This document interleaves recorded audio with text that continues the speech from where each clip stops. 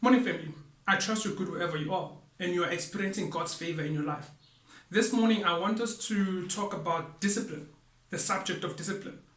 When you turn to Proverbs 12, verse 1, it says, "He who loves discipline loves knowledge."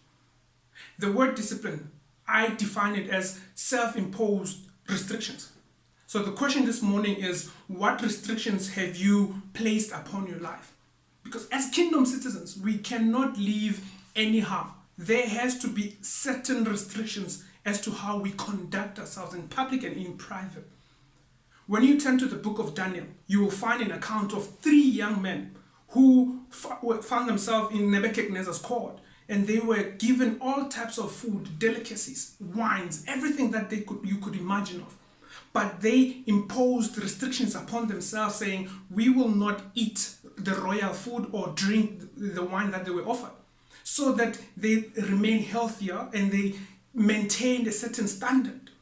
So when they were examined 10 days later, they were found to be much leaner, much healthier, and quick to think, as per se. So it turns out that the restrictions that they placed upon themselves benefited them.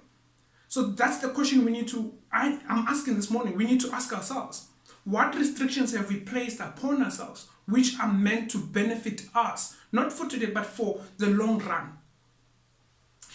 To look at the subject of discipline, I want us to look at the temptations that Jesus Christ went through. When you turn to Matthew 4, Jesus Christ was led to the wilderness by the Spirit, to be tempted by the devil.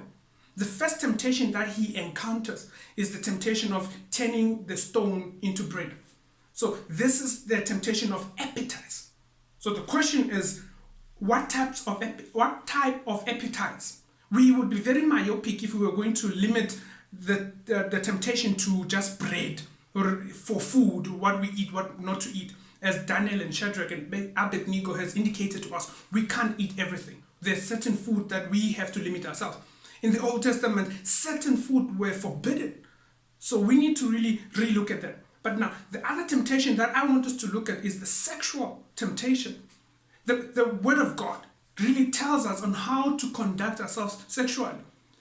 Especially as married men, you are supposed to drink from your own cistern.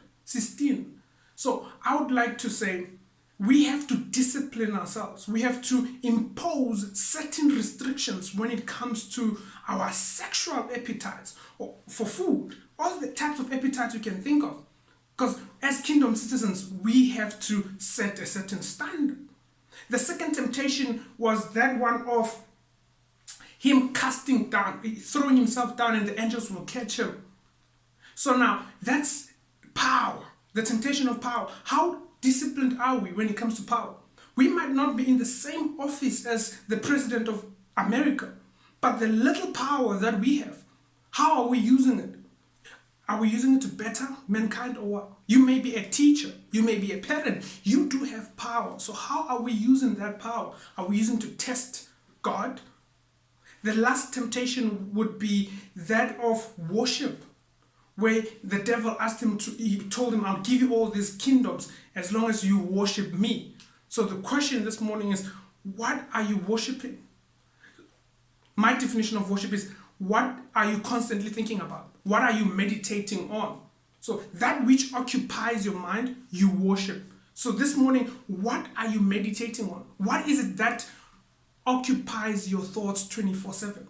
So we need to discipline that. What are we thinking about? Then how are we applying it? Because Proverbs tells us, as a man thinketh in his heart, so is he. So we need to impose certain restrictions upon our thoughts. We can't just think about anything. Thank you, family.